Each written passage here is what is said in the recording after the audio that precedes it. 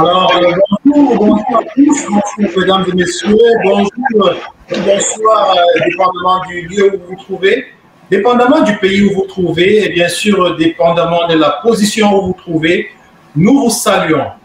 Nous sommes aujourd'hui le dimanche et comme d'habitude, 2 fois par mois, chaque dimanche, nous vous offrons un moment de réflexion, un moment de découverte et un moment de partage par rapport à un thème donné, par rapport à un thème d'actualité. Et bien sûr, c'est sur Diaspora Interaction, le média de la diversité, de la diaspora de la diversité et bien sûr du vivre ensemble ici à Québec, au Québec et au Canada. Nous avons choisi pour l'émission Plein Phare aujourd'hui d'aborder un sujet très important, un sujet qui vous touche de près ou de loin, un sujet qui nous touche aussi et un sujet que nous espérons avec nos panélistes et avec vous autres, mesdames et messieurs, discuter et peut-être avoir un peu plus de clarification. Il s'agit bien sûr du sujet, le choix du conjoint, de la conjointe dans un contexte d'immigration. Est-ce que ça dépend du pays d'accueil ou du pays d'origine? Mon nom c'est Florent Tchatchoua et aujourd'hui je serai l'animateur avec bien sûr Lydie Manéré qui va m'accompagner. Alors, comme vous le savez, le choix du conjoint ou de la conjointe est un événement qui est centré du lien social, qui est au centre du lien social, j'aimerais dire.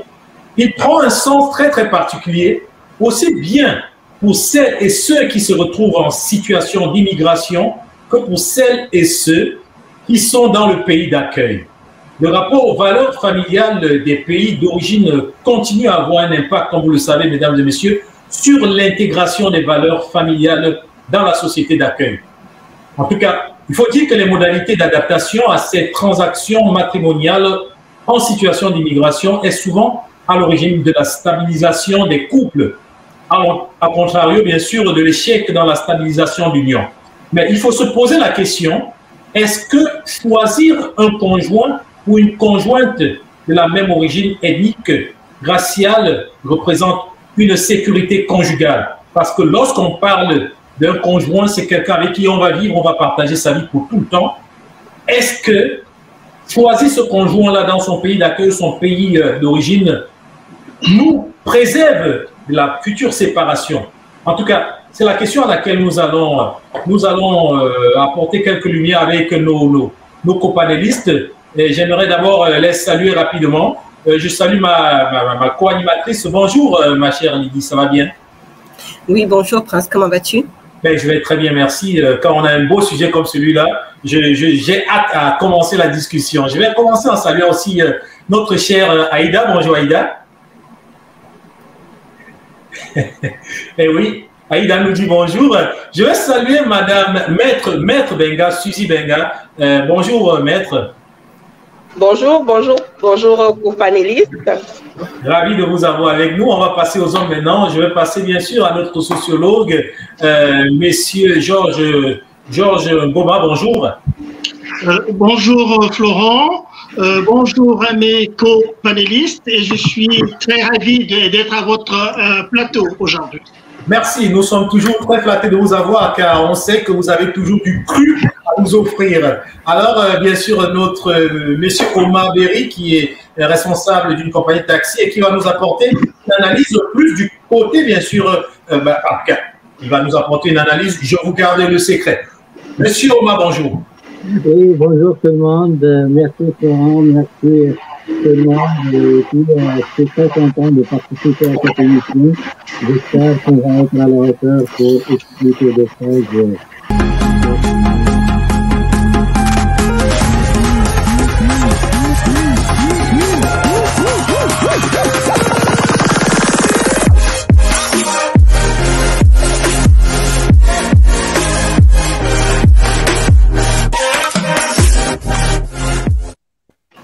Alors voilà, on est de retour sur ce plateau pour parler du choix du conjoint ou de la conjointe, le pays d'accueil ou le pays d'origine. Alors Lydie, je te laisse y aller. J'espère que tout le monde se porte bien. Oui, on va bien. Et toi, on espère que tu vas bien. Oui, j'ai passé une excellente semaine. Et puis en plus, avec le retour du soleil, ça ne peut faire que des merveilles. Bien, super. Donc, moi, je vais rentrer dans le vif du sujet avec une belle question qui est pour vous membres, panélistes, moi, j'aimerais savoir, selon vous, selon chacun ou chacune d'entre vous, quelle serait pour vous la définition même et propre du mot conjoint? Alors moi, je lance. M'entendez-vous? Oui, on vous entend. On vous entend très bien, oui. D'accord. Alors, on est au Canada. Donc, on est dans un environnement assez particulier où il y a beaucoup de notions qui vont s'entrechoquer pendant cette rencontre. Il faudrait déjà comprendre qu'au Canada, on définit le conjoint sur plusieurs aspects. Alors, on parle de deux personnes qui peuvent être de même sexe ou de sexe opposé. On parle des personnes qui prennent la décision soit de se marier, soit qui prennent la décision de vivre maritalement, ou tout au moins qui prennent la décision de s'unir. Alors, je fais ici la nuance entre le mariage et l'union civile parce qu'on est au Québec et selon la loi sur le divorce qui est de compétence fédérale, la notion de mariage n'implique que les conjoints de sexe opposé. Donc, on parle d'un homme et d'une femme. Alors qu'on sait qu'on est dans un environnement où le mariage, on va dire entre guillemets, le mariage homosexuel est reconnu. Alors, au niveau des provinces, pour donner le pouvoir aux conjoints de sexe opposé de se mettre ensemble, on a plutôt utilisé la notion d'union civile au lieu de mariage. Alors, les conjoints, pour me résumer, on parle de deux personnes qui peuvent être de même sexe ou de sexe opposé, qui font le choix soit de se marier. Alors là, on parle de la loi sur le divorce ou de s'unir civilement. Et à ce moment-là, l'union civile, c'est par devant notaire que ça se fait. Ou alors des personnes qui décident de vivre maritalement comme des conjoints, mais qui, aux yeux de la loi, sont tout au moins reconnus, ils ont des droits. On parle à ce moment-là de la loi sur l'impôt, où des gens qui ont décidé de vivre maritalement, mais qui n'ont pas, on va dire, de documents légaux qui attestent de cette union-là. Donc, en gros, c'est ça la notion de conjoint dans notre contexte canadien. D'accord. Est-ce que quelqu'un voudrait donner sa vision ou sa définition du mot conjoint? Alors, Monsieur Georges Goma. Alors, Monsieur Georges Goma, malheureusement, on ne vous entend pas. Micro. Ah oui, j'avais mon micro fermé. Oui. Mais écoutez, merci déjà de me donner la parole, vous donner un peu mon approche de la notion de conjoint. Bon, je suis sociologue, donc un spécialiste de la sociologie. Oui. Et nous avons donc pour but de regarder la société dans son évolution. Et quand nous parlons de conjoint, tout de suite à côté, je vois la famille. Et nous savons très bien que dans toutes les sociétés, la famille, c'est la cellule de base de toutes les sociétés. Et la famille, c'est également une valeur centrale de la société. Alors, quand vous parlez quand on parle de conjoint, évidemment, ma collègue qui m'a dévancé a bien parlé, a mis en évidence un peu la notion de conjoint Et puis la notion de mariage également, ça montre à suffisance que nous sommes dans une société en pleine évolution, où les institutions évoluent. Hier, c'était quand même pour fabriquer une famille, le mariage était consacré avec les valeurs religieuses, mais nous sommes au Québec. On sait très bien que depuis la Révolution tranquille aussi, la religion a perdu un peu de sa superbe et nous sommes dans une société aussi libérale. Ça, c'est très, très important parce que quand on parle de famille, quand on parle de choix du conjoint, il y a quand même un certain nombre de déterminants sociaux qui sont engagés. On peut poser la question de savoir, est-ce que quand je choisis mon conjoint, est-ce que c'est une décision libre? Est-ce que c'est une décision individuelle, personnelle? Ou bien aussi ma décision est, n'est-ce pas, déterminée par la société, mon entourage, ma famille, la société dans laquelle je vis, qui a des valeurs bien particulières. Vous voyez? Donc, évidemment, au Québec, comme ma collègue l'a dit, nous sommes dans une société qui a une évolution tout à fait particulière, où on a beaucoup plus mis en avant la notion de conjoint, ce qui réduit aussi quelque part la notion de mariage, vous voyez? Donc, c'est évidemment dans cette liberté des gens qui choisissent de former un foyer, de vivre ensemble. Et vous savez très bien que cette notion de famille aussi, la famille est diverse maintenant, il y a beaucoup de types de familles. Donc, le rapport au genre n'est plus forcément quelque chose qui détermine la constitution d'une famille. Des personnes de même sexe peuvent fonder une famille. Bon, donc tout ça, ça relève de cette évolution-là. Je ne veux pas trop garder la parole, mais c'est deux personnes qui choisissent de vivre ensemble et puis qui bénéficient d'un ensemble de provisions que l'État, que la société met à disposition pour protéger la famille, disons-le comme ça, la famille qui se met en place. Alors, dans ce cas, moi, je me permettrais de rebondir avec cette question qui est, donc, d'après vous, est-ce que choisir sa conjointe ou son conjoint obéit-il à une décision personnelle ou c'est quelque chose qui est, ou c'est une décision qui est influencée par la famille et la société?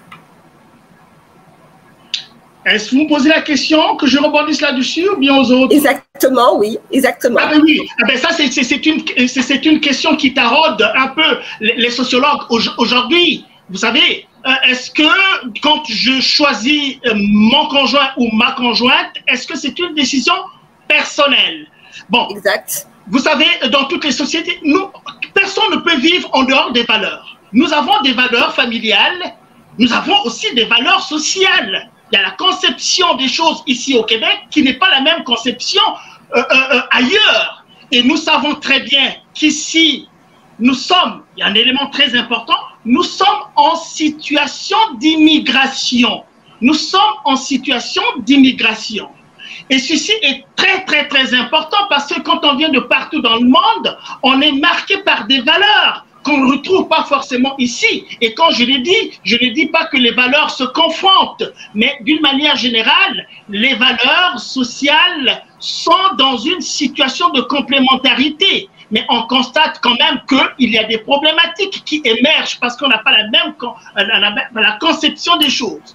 Donc, on peut dire que dans une société libérale, on favorise un peu le choix personnel du conjoint, fondamentalement. Mais quand on regarde un peu à la loupe, on se rend compte que malgré la proéminence de ce choix personnel, je choisis mon conjoint, à regarder à la loupe, on voit que finalement, ces choix ne sont pas aussi anodins que ça. Les choix sont toujours gouvernés par nos cultures d'origine, et qui s'articulent évidemment avec les cultures, pour nous les immigrants, de la société dans laquelle nous nous trouvons aujourd'hui. Donc on ne peut pas dire que c'est seulement un choix individuel. À première vue, c'est un choix individuel, mais quand on regarde un peu de près, c'est quand même aussi un choix qui est déterminé par le background que nous avons, chacun d'entre nous. Parce que j'ai mon père, j'ai ma mère, qui est peut-être en Afrique, et qui s'intéresse à ma vie matrimoniale en tant que telle. Voyez? Donc, ça leur intéresse de savoir qui est ma conjointe. Vous voyez? Parce que la vie de tout un chacun se continue par la vie familiale. Vous voyez? Donc, voilà, c'est ce que je peux dire pour l'instant pour ne pas monopoliser la parole et peut-être nous reviendrons sur un certain nombre de... D'accord. Je veux intervenir là-dessus. Oui. Prince, on va laisser la parole à Monsieur Omar qui a levé la main. Bonjour tout le monde, tout à l'heure. Est-ce que vous m'entendez bien? Oui, on vous entend. Donc, je remercie d'abord M. Florin et puis je remercie Diastro et tous les membres qui participent actuellement. Je reviens sur le sujet de conjoint et du mariage. Parce que pour nous, les immigrants qui viennent d'Afrique, nous, dans notre culture aussi, que ce soit musulmane, nous, on connaît juste le mariage. Le mariage, c'est une union de deux personnes par un acte, que ce soit adulaire ou il y a un acte. Il y a des témoins, il y a des témoins qui interviennent, il y a la famille, c'est ça, le mariage. Mais par contre, Monsieur Omar, veuillez m'excuser 5 secondes. Est-ce que vous pouvez essayer de régler votre son, s'il vous plaît? Oui, parce qu'il y a un peu de fond.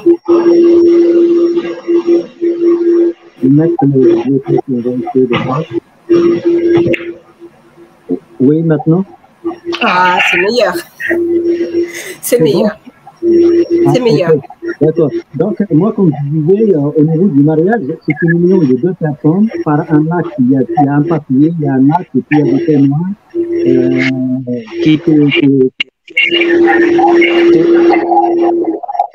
C'est quoi ça? Allô? Est-ce que vous m'entendez? Est-ce que vous pouvez... Là, on vous entend.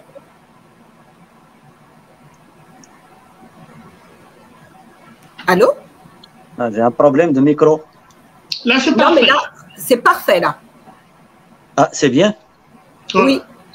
Oh, ok. Donc, au niveau du mariage, comme je l'ai expliqué, c'est une union qui s'est faite par un acte et puis avec des témoins et tout.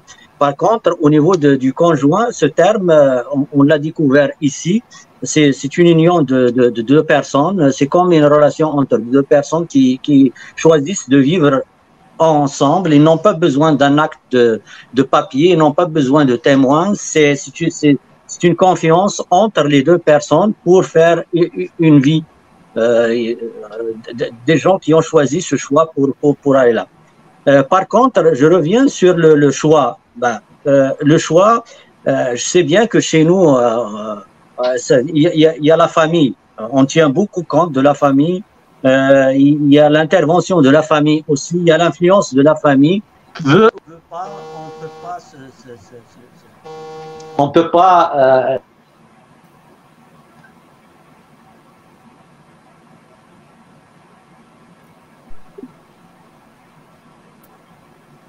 Oui, est-ce que vous m'entendez? Je pense qu'on a un problème technique là. Monsieur Omar a un problème technique. Le temps qu'il range son côté au niveau technique, je vais laisser Madame Aïda rebondir à la définition et aussi, bien sûr, par rapport à la première question.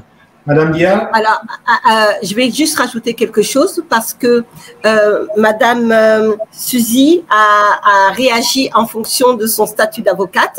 Monsieur Georges a réagi en fonction de son statut sociologue. Mais j'aurais bien aimé avoir un avis personnel et non pas par rapport à la société, mais vous, Madame... excusez-moi. Vous, Madame Aïda... Madame Aïda, qu'est-ce que vous pensez, vous, quelle est votre conception du mot conjoint? Alors, moi, le choix du conjoint, le mot conjoint, je le décomposerai en deux mots. En deux syllabes, je vais dire. C'est un mot composé de deux syllabes, on va dire con et joint. Donc, si on le décompose, on y trouve forcément le mot joint. Maintenant, moi, je veux dire, quand on parle de choix du conjoint, on parle ici de choix. Et en général, un choix, c'est quelque chose de personnel, de mûrement réfléchi, dont la personne se l'approprie pleinement. Et qui dit choix, dit filtrage forcément, dit aussi, comment dire, sélection, parce que quand on choisit, on a l'opportunité de regarder en haut, en bas, de travers, en dessous, au-dessus, de manière plus figurée, on va dire. Maintenant, moi je dis, quand on a fini de choisir, on se joint. Alors, le mot joint, on le met dans conjoint parce que dans le mot joint, moi, de manière personnelle, je dirais, il y a un processus de jointage et soudure. D'où, en finance, nous, dès que les gens ont fini d'être des conjoints, ou on commence à être des conjoints, ils viennent chez nous pour ouvrir des comptes joints. J'aventure, ou je ne sais pas, dans le jointage, je peux dire, ou la soudure. Ce qui veut dire qu'on s'engage donc de manière personnelle et volontaire, de manière consentie, légalement, à faire les choses ensemble, à définir les choses ensemble, à battre le fer ensemble, aussi bien que ce soit chaud, que ce soit froid. Donc moi, c'est ça ma perception du mot conjoint. Donc, établir une association, une union, donc être fusionnel, ce qui peut conduire à faire les choses ensemble, lever les choses ensemble, poser des actions ensemble et dont personne ni rien ne peut séparer. En ce moment, on parle d'union légalement et dans l'union, on y trouve les mêmes centres d'intérêt, on va dire, et les mêmes obligations au sens légal du terme. Je ne sais pas si je me fais comprendre. Prince, je te laisse la parole. Ouais, ce qu'on peut dire de tout ce que Madame Bia vient de dire, c'est vraiment voir ce côté de lien qui se crée entre deux personnes, entre le con et le joint. Donc, si on comprend bien, c'est surtout la jointure, le fait de s'allier et d'être ensemble. Ben, moi, avant d'avancer, avant de pouvoir éventuellement passer à une autre question, je pense qu'il y a quelqu'une qui n'a pas vraiment réagi à ça. Non, je pense, Suzy, oui.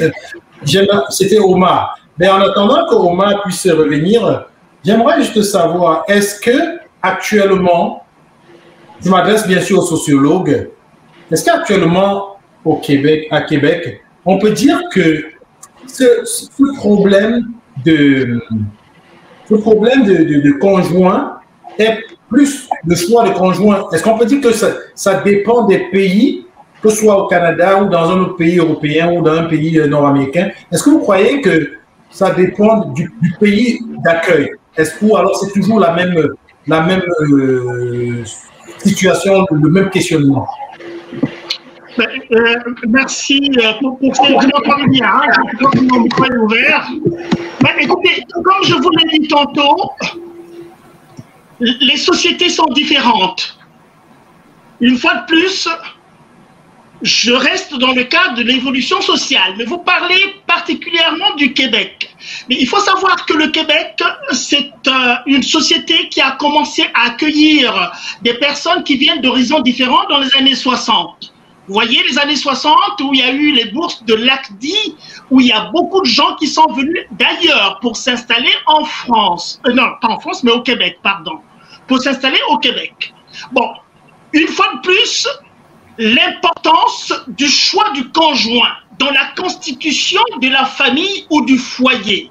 C'est quelque chose de très très important. Et puis aussi, on a constaté que quand les gens arrivent ici ceux qui viennent pour les études, ben ça croise en même temps une autre période importante de leur existence qui est donc les études. Ils viennent pour les études et en même temps aussi, c'est à peu près les âges autour desquels on veut construire une famille.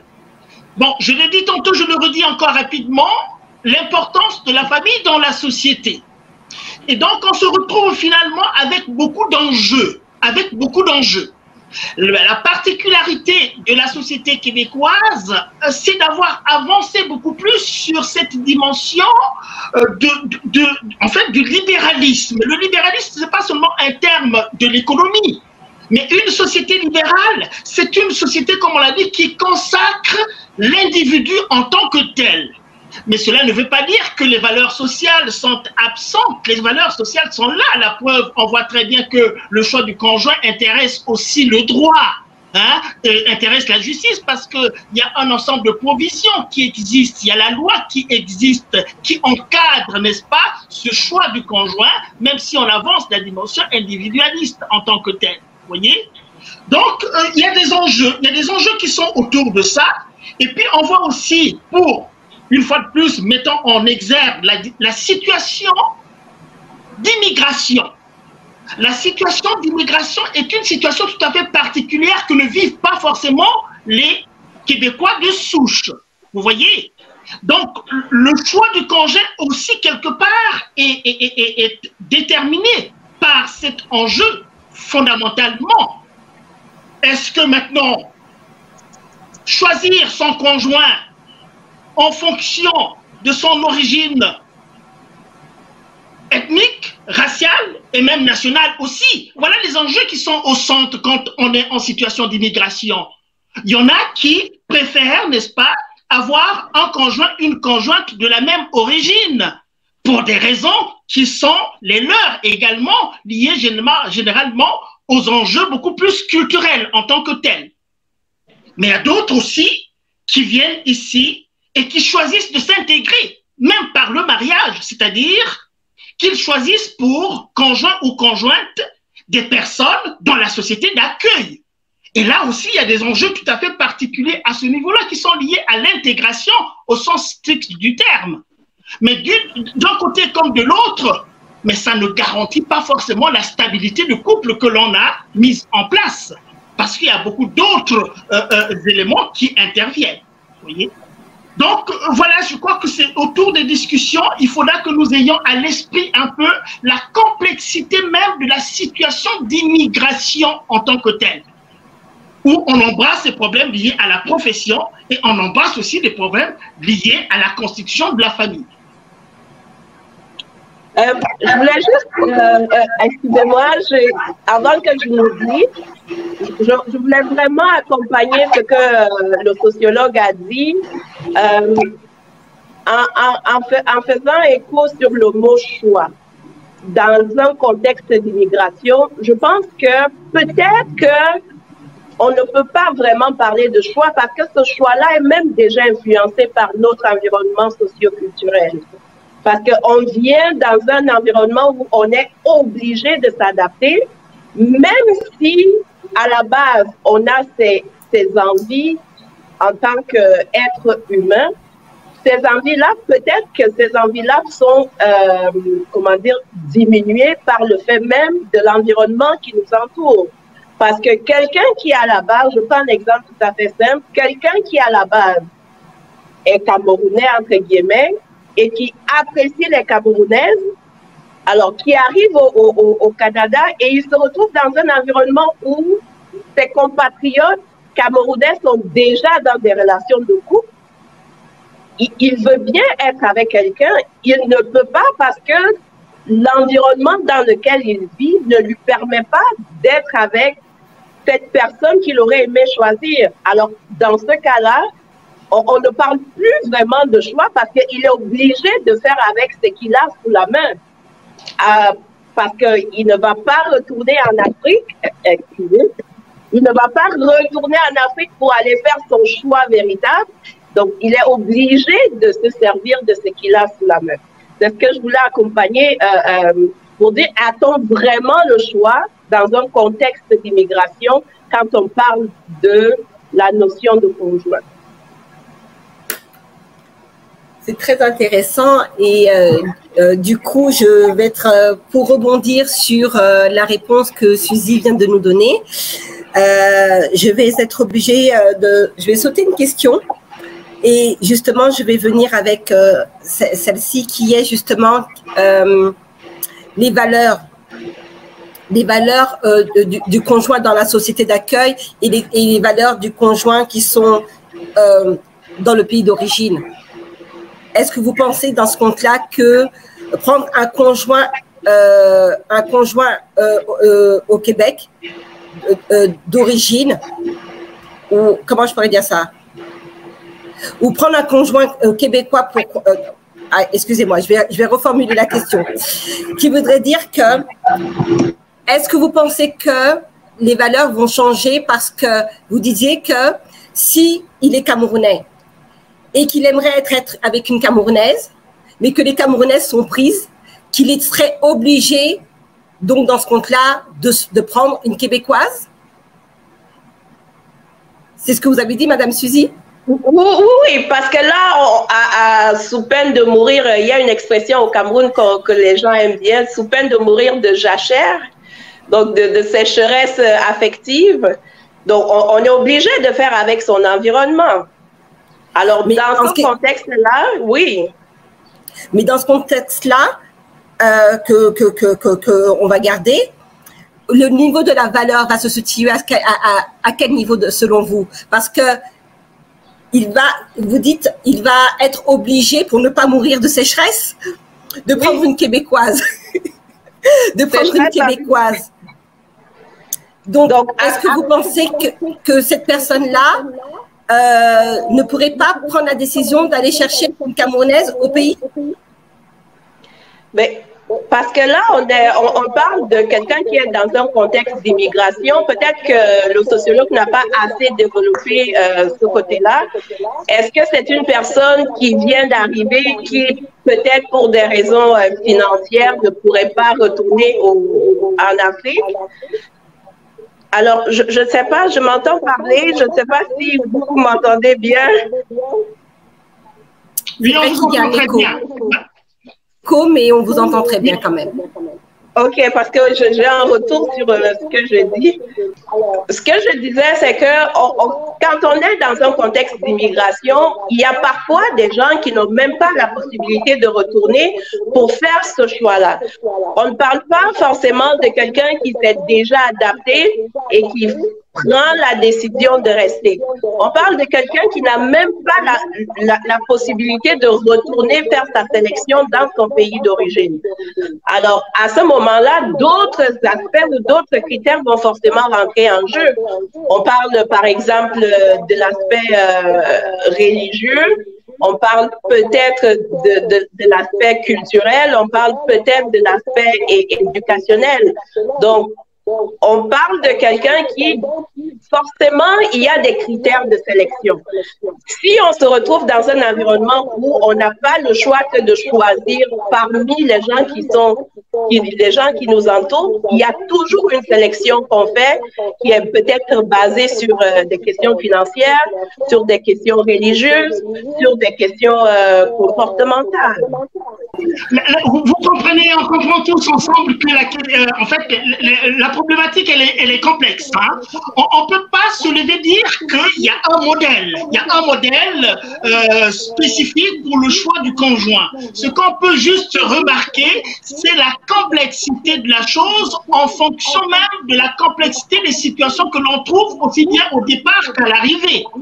Il faut savoir que l'histoire de l'immigration avait commencé par les hommes qui se déplaçaient, qui allaient en immigration parce que l'idée de l'immigration a toujours été marquée par la volonté d'améliorer ses circonstances de vie.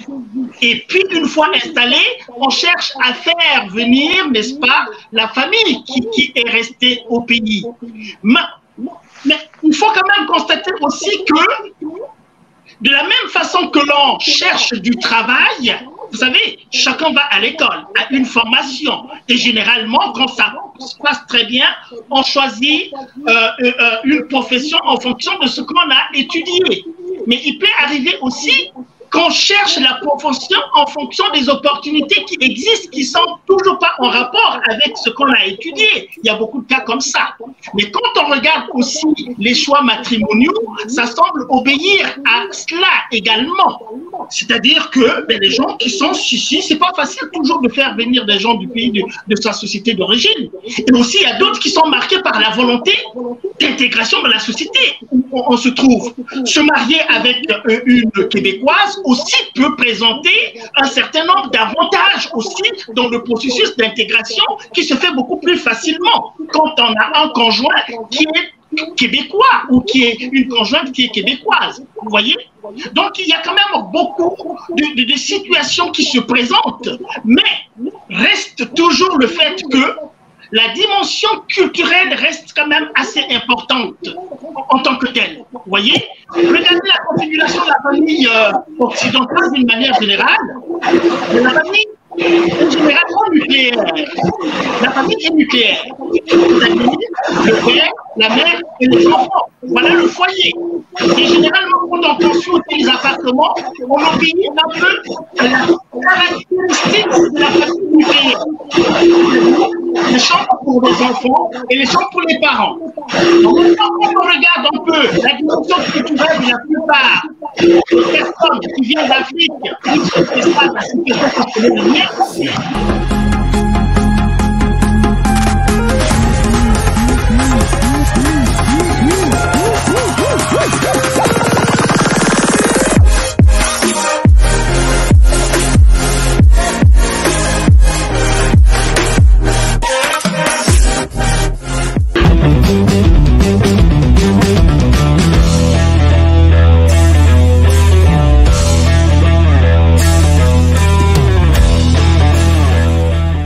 écoutez, moi je disais tantôt que, ben, écoutez, il n'y a peut-être pas un modèle dans le choix du conjoint, un modèle unique en tant que tel, et que les gens, quand ils arrivent en immigration, il y a des opportunités à choisir, à saisir.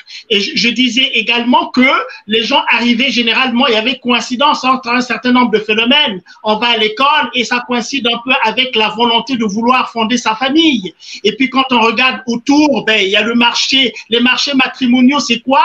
Ben, les marchés matrimoniaux, c'est à l'université, c'est au cégep, bon, c'est au travail également, vous voyez. Et puis quand on est ici au Québec, ben, c'est une société qui a des valeurs. Et je parlais entre-temps aussi de la nature de la famille québécoise aujourd'hui qu'on peut retrouver aussi dans d'autres pays développés aussi, hein, le modèle nucléaire. Le modèle nucléaire, en fait, c'est ce modèle qui sacralise la famille constituée du père, de la mère et des enfants. Et les architectes savent aussi qu'ils construisent généralement des maisons sur cette base-là, Bon, maintenant, pour les Africains qui généralement arrivent des sociétés qui sont beaucoup plus communautaires, c'est-à-dire qu'on parle de la famille élargie à ce niveau-là. C'est-à-dire, ben, au Québec, j'aimerais recevoir les membres de ma fratrie, me rendraient visite. J'aimerais recevoir ma mère, j'aimerais recevoir mon père. Et parfois, on arrive un peu à rentrer un peu en contradiction avec ces modèles-là. Vous voyez? C'est pourquoi certains aussi préfèrent repartir au pays, trouver une conjointe ou un conjointe avec qui on partage ses valeurs culturelles. Vous voyez un peu? C'est ça, comme ça on peut expliquer aussi cette volonté qu'ont les gens d'aller rechercher, n'est-ce pas, son conjoint dans le pays d'origine. C'est pas la seule raison, bien évidemment. Mais c'est l'une des raisons généralement qui sont avancées. Ouais, je comprends très bien ce que vous expliquez en ce qui concerne bien sûr cette famille nucléaire, mais j'aimerais aussi rebondir en disant oui, aller chercher peut-être d'autres conjoints ou conjointes en Afrique. Est-ce que c'est une certitude que ça va marcher? Est-ce que c'est une garantie qu'on va avoir une bonne vie de conjointe? C'est une question que j'aimerais poser rapidement à Aïda, et à travers cette question, j'aimerais ouvrir la question centrale, à savoir quelles sont vraiment les raisons pour lesquelles les gens, ou alors la plupart du monde, préfèrent aller chercher, essayer de trouver leur conjoint ou conjointe à partir du pays d'origine. Ou alors... Alors, je rebondis sur ta question et en parallèle la finition du sociologue. Moi, je dis qu'il y a une expression qui dit toujours le mouton broute là où il est attaché. Donc, si on le met dans le contexte d'immigration, le fait d'arriver, par exemple, au Canada ou au Québec, on est attaché ici. Et forcément, on s'attache à un autre pays ou un pays d'accueil est forcément attaché à la culture et, entre guillemets, les valeurs.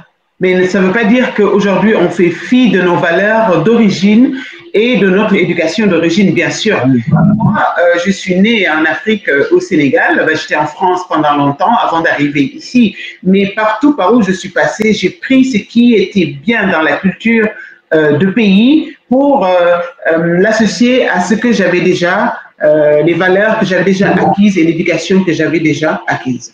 Maintenant, forcément, aller dans un pays, retourner dans le pays d'origine pour prendre son conjoint ou sa conjointe ne règle pas forcément les choses. Parce que dès l'instant où on a changé de pays de vie et de pays d'autres, on prend en compte d'autres comportements, on adhère à d'autres attitudes, d'autres croyances, je veux dire, en termes de comportement, en termes d'exigence, ce qui fait que dès l'instant où tu retournes à ton pays pour forcément aller prendre quelqu'un pour en faire ton conjoint, il y a un décalage à la base. Il y a un décalage parce que les éducations évoluent en fonction de l'endroit où on vit ou de là où on reste. Ça, je crois que vous êtes un peu d'accord avec moi. Nous tous, on a dû évoluer un peu en bien et quelque part en mal. Quand on retourne chez nous, on nous appelle des toubabs, entre guillemets, c'est-à-dire des mini-blancs, je veux dire, sur le côté comportemental. Donc, forcément, quand on amène quelqu'un ici, déjà, il y a un problème de... moi, par exemple, supposons je retourne au Sénégal, je prends un conjoint, je l'amène ici au Québec. C'est sûr qu'au début, si c'est un Sénégalais de pure souche qui n'a jamais pris l'avion, qui n'a jamais changé de pays, ancré dans nos valeurs à 200%, aujourd'hui, à la base, j'aurai des problèmes d'intégration. Donc, il faudra beaucoup de patience, beaucoup de communication, beaucoup d'égards, de compréhension de ma part, et lui aussi, de son côté, beaucoup de flexibilité pour pouvoir être à l'écoute et pouvoir me joindre dans notre construction et notre association d'union pour bien faire les choses. Et cela, si c'est du côté des hommes, ils ont leur ego. Hein. Les hommes, en général, ils ont leur ego d'homme. Et en général, quand c'est la femme qui impose des façons de s'intégrer ou des comportements, de tenir ta fourchette ou de faire... Je veux dire, j'ai pris juste l'exemple qui me venait à la tête. Aujourd'hui, on peut avoir des points de non-collaboration, ce qui va amener des problèmes d'emblée dans le couple, et forcément biaiser toute la relation de couple qui va suivre. Je ne sais pas si je vous fais comprendre. Vous vous êtes très, très bien fait comprendre. Est-ce que tout le monde m'entend là maintenant? Oui. Super. Ben, justement, alors... et ton beau tableau derrière, le super tableau derrière, moi je veux ça. Merci. Donc, pour rejoindre ce que Aïda était en train de dire, elle expliquait que donc justement, elle estimerait que ça serait difficile, il faudrait qu'elle passe par elle-même une période d'intégration à l'époux qu'elle irait chercher au pays s'il n'avait jamais voyagé, parce que la culture dans laquelle elle vit aujourd'hui ne serait pas celle que lui a connue. Alors, moi, ma question qui s'en vient justement, c'est quand on regarde cette problématique, comment pourrait-on justement expliquer un couple qui vient ensemble immigrer ici au Québec, comment on explique aujourd'hui qu'il y ait tant de couples qui finissent par se séparer à leur intégration ici au Canada ou au Québec? Toujours pour moi ou oui? Oui, allez-y, Madame Aïda. Sur ce point-là, moi je dirais que on arrive ensemble. Sur ce côté-là, on arrive et on est confronté à de nouvelles lois, de nouvelles règlements, de nouvelles dispositions administratives qu'on adopte qui ne sont pas les nôtres. Et aujourd'hui, les femmes, entre guillemets, en l'islam, on dit que notre mindset ou notre cerveau est très limité en termes de décision et tout. Dès qu'on arrive ici, on nous dit, il y a l'expression qui dit au Québec, c'est les femmes encore, les chiens, les chats, et après les hommes. Donc, de peu qu'on prenne pas de recul ou qu'on écoute un peu l'influence extérieure, on n'a plus la collaboration de base qu'on connaissait, la soumission, qu'on nous a inculqué nous dans nos cultures africaines. Moi, je suis musulmane aussi, je veux dire, bien que moi, je suis une musulmane très émancipée et très ouverte.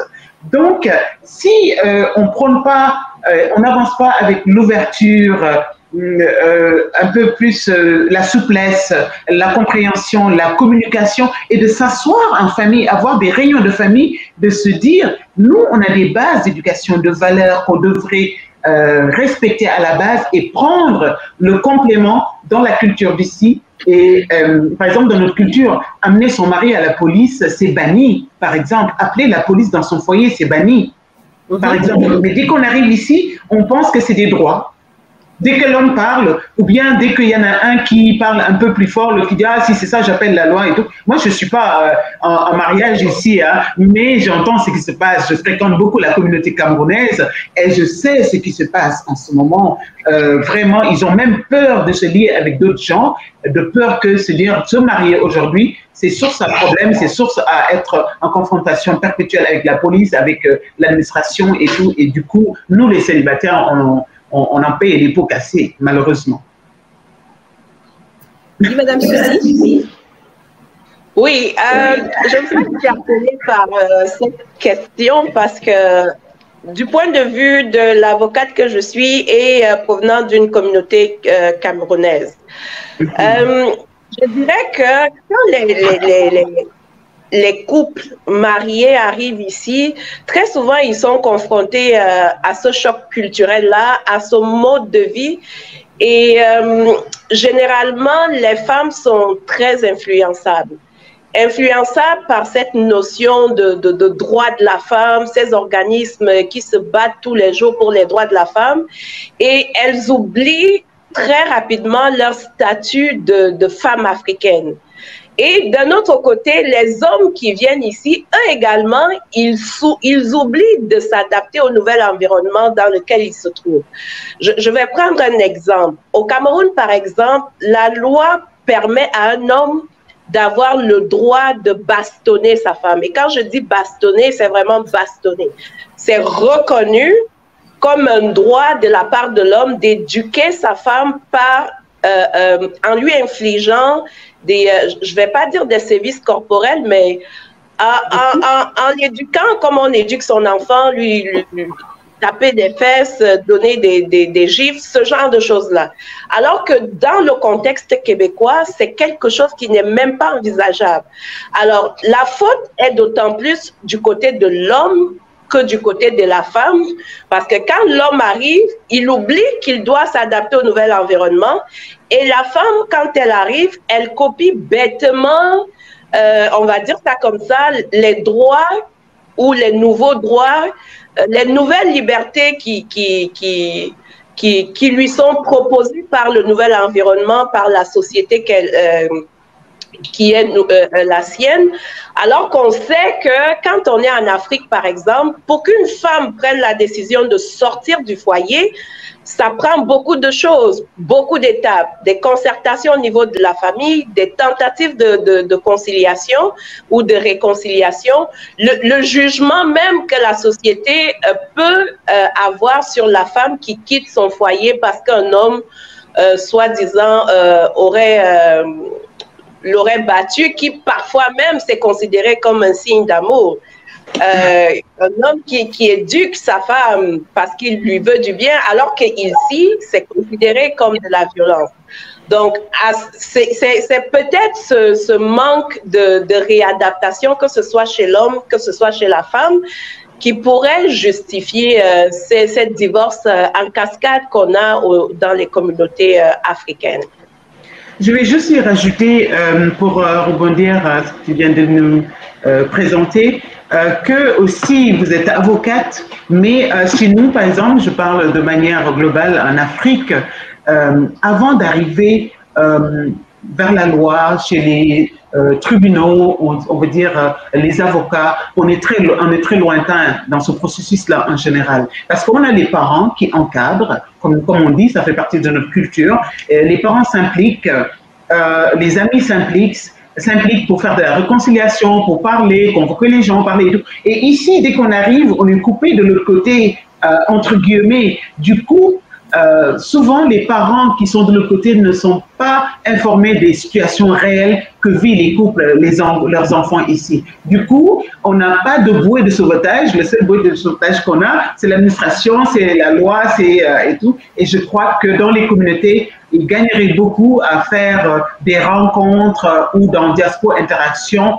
de pouvoir faire rappeler l'éducation en fait et nos valeurs à nos communautés à travers des séances comme ça, on veut dire prochainement. On y gagnerait beaucoup pour se dire s'il y a un problème, tournons-nous vers nos parents, appelons chez nous, essayons de voir nos aînés ou bien les aînés qui sont ici pour poser le problème, essayer de s'asseoir ensemble, de parler en toute objectivité pour construire les choses avant d'escalader au niveau de la police ou au niveau des lois et tout. Ce qui fait que peut-être on éviterait beaucoup plus de divorces. Alors moi, je vais rebondir sur ce que vous avez dit, mesdames. Dans ce compte-là, vous avez parlé dans un contexte où le couple, les conjoints sont de la même ethnie, mais comment réagir quand c'est un couple mixte, qui sont dans la mixité? Donc, est-ce que vous pensez qu'un couple qui est dans la mixité, par exemple avec un Québécois ou une Québécoise de souche, il serait quand même possible de pouvoir faire cela? Oui, bien sûr. Enfin, moi je me dis, dès l'instant où on décide de laisser sa culture, de rajouter, de s'allier ou de s'associer à une autre culture ou à d'autres valeurs, on fusionne les valeurs, on fusionne les cultures. Et moi, je parle toujours de communication. Et ça dépend aussi de chaque partenaire, son objectif, ses objectifs. Parce que si c'est des objectifs basés juste sur l'intérêt et non sur l'amour, dès que les intérêts seront réalisés, alors je crois que le partenaire qui est en quête d'intérêt ne va plus écouter forcément. Je suis d'accord avec vous, mais je me permets encore d'insister dans le sens que c'est culturel pour les Africains, pour la communauté africaine, justement, comme vous avez dit, avant qu'il y ait séparation, il va y avoir beaucoup de palabres, on va se mettre autour de la table, les familles seront réunies, on va beaucoup discuter avant que ça puisse arriver à une séparation. C'est bien ce que vous avez expliqué. Oui. Mais on s'entend que les Québécois, c'est pas culturel chez eux, cette tendance, justement. Au contraire, ils sont plutôt dans le fait de faire des choses, on va dire, entre guillemets, cachées. Donc, comment réagir à ce moment-là? Ils n'ont pas forcément envie que toute la famille élargie puisse connaître leurs problématiques. On a les témoins de mariage, enfin je vais passer la parole, mais on a les témoins de mariage aujourd'hui que chacun est censé en général prendre dans sa culture ou dans sa famille ou dans sa communauté. Et c'est des gens, normalement, je crois qu'aujourd'hui on perd la notion d'être témoin de mariage. Moi j'étais témoin de mariage le week-end dernier, mais je me suis engagée à travers mes 1000 signatures à être là, à faire de telle sorte que le couple soit soudé. Et là je crois que les témoins de mariage aussi ont perdu un peu de vitesse dans leur rôle dans les couples. Je crois que ici on a la notion de témoin de mariage, je crois que, et de marraine et de parrain, je crois que c'est leur rôle qu'ils pourraient jouer ici aussi. Tout à fait d'accord avec vous. Monsieur Omar? Oui, j'aimerais bien intervenir aussi dans ce sujet parce que, comme vous savez, toute union de deux personnes, s'il y a toujours la patience, il y a un qui est patient. Si ça marche bien, il y a un qui est patient, vice-versa. Donc, et puis, il y a la culture aussi, l'éducation et tout. Alors, quand un couple, par exemple, nous en Afrique et tout ça, là, c'est dans un couple, c'est l'homme qui est le meneur. À 90%, c'est lui le décideur, c'est lui le meneur, c'est lui qui prend les décisions, c'est lui c'est sa parole en quelque sorte. Et la femme, il est un peu, comme on dirait, il est soumise. Et vu les lois, vu la culture dans notre pays, ça donne plus le poids à l'homme dans les décisions, dans tout ce qui se passe. Alors, une fois qu'ils arrivent ici, il y a quand même des femmes qui se sentent un peu libérées de cette soumission. Et puis, des fois, ça mène à que la femme, c'est elle qui veut prendre les décisions, et c'est là que ça commence les conflits. Et puis, ça peut être aussi de l'inconscience. C'est inconsciemment que l'être humain peut agir de telle sorte, et puis que ça mène à des divorces, et ça mène à... moi, ce que je pense, le culturel, il joue un rôle très, très, très important parce que nous, on est né dans un milieu, on est éduqué avec une éducation, avec une culture, et puis quand on arrive ici, il y a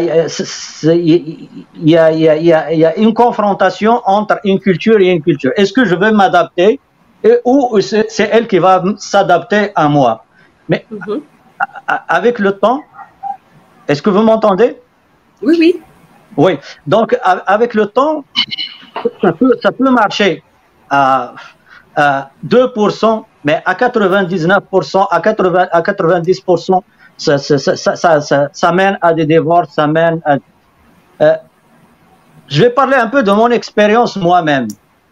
Moi, je me suis marié à l'âge de 42 ans.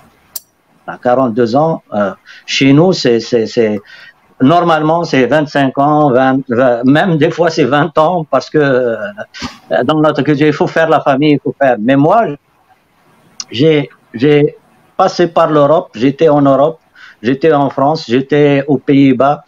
J'avais des relations avec des Européens, avec pas mal de monde, mais ça reste toujours, il y a des fois, on peut vivre avec une personne de différentes cultures, mais pour un moment, il y a des choses qui se passent dont on ne contrôle pas. C'est nous-mêmes on ne contrôle pas. Par exemple, je sors, je rencontre un ami marocain ou quoi que ce soit là, je l'invite, je dis viens avec moi à la maison. Ah, je rentre, c'est ma blonde, c'est qui lui là?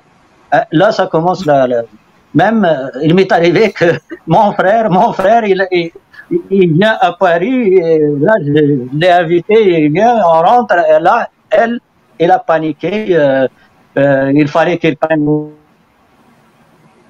Donc, c'est ça, il y a des choses vraiment. Et puis, quand je suis arrivé à Québec célibataire. Donc, célibataire, en 2003, j'ai connu pas mal de Québécoises et pas mal de relations, que ce soit même des Marocains de ma communauté qui vivent ici ou quoi que ce soit. Mais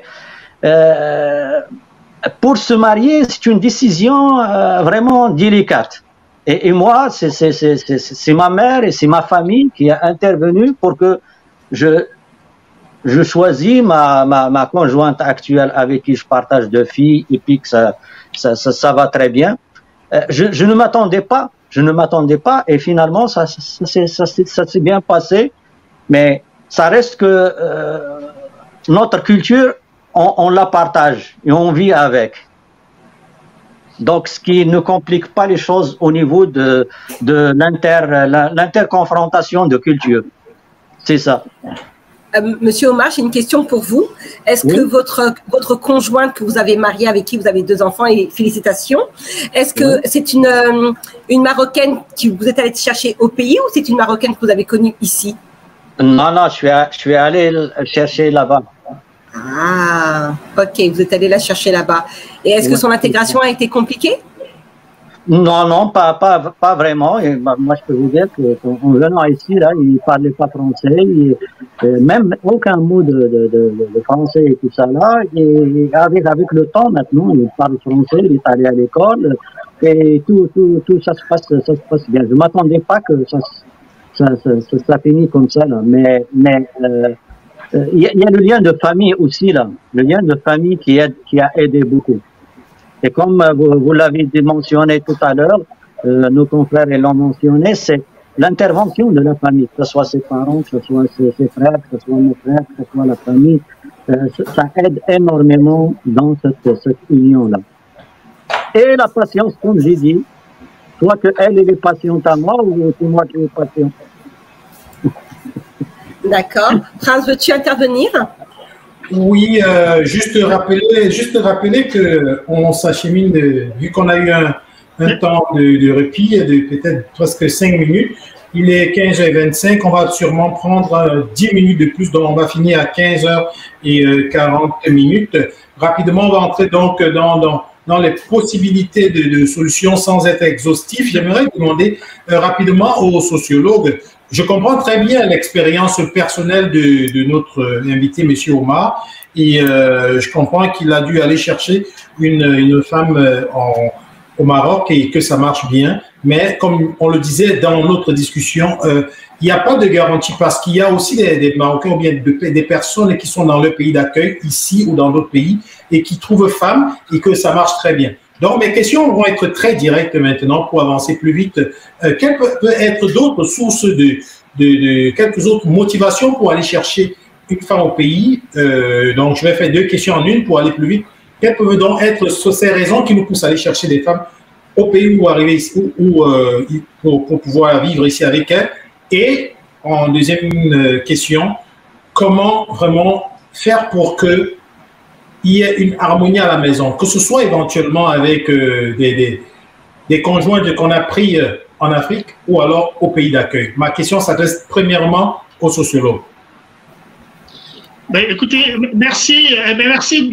Tout ce qu'on a entendu est tout à fait pertinent, mais je voudrais quand même souligner une chose. Nous sommes dans des sociétés qui évoluent, hein, qui changent sur la base de leurs valeurs. N'oubliez pas quand même que le patriarcat, c'est quand même un problème très, très important. Le patriarcat, c'est une société où, évidemment, l'homme qui était le pourvoyeur de la famille, hein, ce rôle a complètement changé. Et pour marquer cela dans l'histoire, c'est les guerres mondiales où les hommes sont au front et les femmes vont travailler. Et quand les femmes sont allées travailler, ne sont plus sorties de là. Et puis, il y a un rapport, finalement, dans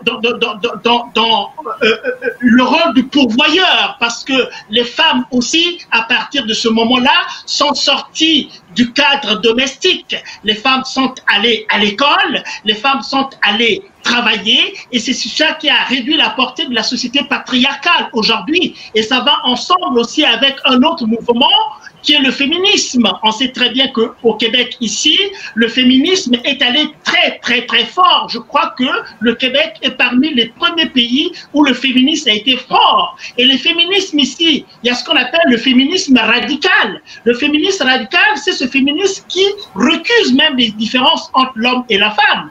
Et puis, il y a d'autres féministes beaucoup plus égalitaires, beaucoup plus doux, qui reconnaissent la place de la femme, mais qui reconnaissent aussi la place de l'homme, mais qui veulent aller vers une sorte d'égalitarisme. Et puis, quand on rencontre un peu la loi, c'est-à-dire le droit et l'État, évidemment, qui veut aller dans le sens de l'égalité entre l'homme et la femme, c'est là où on voit un certain nombre de problèmes émerger. Parce que les personnes qui viennent d'Afrique, mon cher Omar, qui vient de donner un exemple très pertinent, et aussi les autres aussi ont donné leur exemple, on se retrouve un peu pris en sandwich dans cette approche de la société québécoise. Donc ça, c'est quand même des choses très importantes qu'il faut prendre en ligne de compte, parce que aller vers l'égalitarisme, c'est une bonne chose, mais on n'oublie pas quand même que quand on prend l'image d'un bateau, un avion qui navigue, il y a toujours le pilote et un copilote. Il y a toujours cette idée que le bateau, il y a quelqu'un qui tient le gouvernail. Vous voyez? Bon, maintenant, le rapport au fait que la femme aussi devient la personne qui pourvoit au bien de la famille, c'est une donnée importante à prendre en ligne de compte. Vous voyez? Il y a certains couples où la femme gagne beaucoup plus que l'homme. Il y a des situations comme ça. Parce que l'accompagnement du féminisme qu'il y a eu, ça fait que les femmes de plus en plus sont dans des situations socio-économiques beaucoup plus aguerries que les hommes. Voyez? Donc cette brisure un peu de la place de l'homme, comme c'était traditionnellement, crée un certain nombre de situations.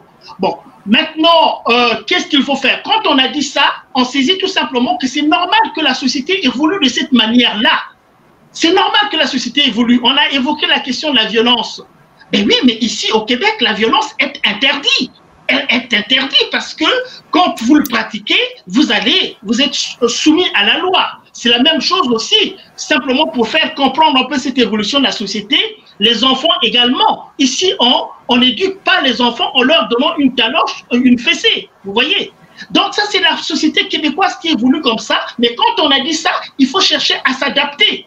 Et quand on dit, moi je connais personnellement des amis qui ont épousé des femmes québécoises depuis les années 60, je l'ai dit tantôt en rentrant, pour bien montrer l'évolution des choses, et qui aujourd'hui sont restés toujours ensemble et qui vont en Afrique, qui reviennent pendant l'hiver, ils vont en Afrique, puis se sont en retraite, et pendant l'été, ils viennent ici. Et ça s'accorde. Donc, il faut comprendre aussi que quelles que soient les situations, parce que même quand on trouve sa femme du même origine ici, parce qu'il y a un marché matrimonial aussi ici au Québec, des gens qui viennent de là-bas, mais cela ne garantit pas l'équilibre ou la stabilité du couple. Donc, chaque schéma qu'on va trouver là, il y a des couples qui sont bien stabilisés parce que c'est une transaction entre l'homme et la femme. Ça dépend de la perspective que l'on veut donner à notre couple et à notre famille. Quand on s'entend, quelle que soit la nature du couple, eh bien, ça peut marcher. Mais comme aussi, il y a un certain nombre de facteurs qui font que, quelle que soit la configuration du couple dans lequel on est, eh bien, ça ne marche pas à cause de ceci ou à cause de cela. Voyez? Donc, la notion de la construction d'un foyer est fondamentale. Et ça dépend de ces transactions entre l'un et l'autre, entre l'une et l'autre, qui peut préfigurer la stabilité et l'instabilité du foyer, tout en sachant que nous sommes dans une société qui change beaucoup à la vitesse V, où évidemment cette dimension de l'individu est trop valorisée au point où, ben, écoute, si ça ne va plus, je casse. Alors que dans d'autres sociétés, chez nous en Afrique, si ça ne va plus, la famille est là, on l'a mentionné. La famille est là pour régler le problème. La religion aussi, c'est un facteur très très important. La perte de vitesse de la religion fait que les gens ne passent plus le temps à se conformer à des principes religieux qui peuvent retarder le divorce. Moins de vont comme ça là, on peut se séparer. Et puis aussi, on multiplie les conjoints et cette liberté a été accordée aux uns et aux autres. Voilà à peu près, pour ne pas garder la parole, ce que je peux dire par rapport à tes questions. Je ne sais pas si j'ai bien entendu. On ne t'entend pas. Bien dit.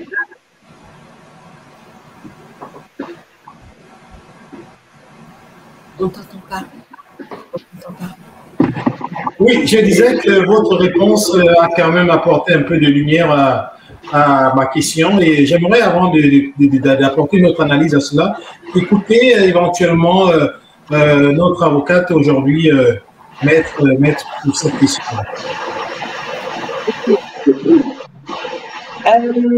Je dirais que actuellement les gens font les choses à l'envers. Donc, on met les groupes de plus en plus mettent la charrue avant les bœufs. Qu'est-ce que j'entends par là? Quand les groupes se rencontrent, ils ne prennent pas le temps de se connaître. Ils ne prennent pas le temps d'accepter et de constater leurs différences. Les couples ne prennent pas le temps de voir est-ce qu'on a des projets futurs sur lesquels nous pouvons nous entendre, etc. Qu'est-ce qui se passerait si on a des enfants? Comment est-ce qu'on va les éduquer? Les gens ne prennent pas le temps de réfléchir à ces questions-là avant même d'envisager de se mettre ensemble et de devenir des conjoints. Donc, ce qui fait que les questions, très souvent, les vraies questions, les couples se les posent après qu'ils se soient mis ensemble. Alors, moi, je dirais, pour répondre à la question de savoir qu'est-ce qu'on pourrait faire, ce serait quoi les solutions, c'est de permettre que les gens soient déjà honnêtes envers eux-mêmes. Parce qu'on est, comme mon prédécesseur a dit, dans une société qui évolue.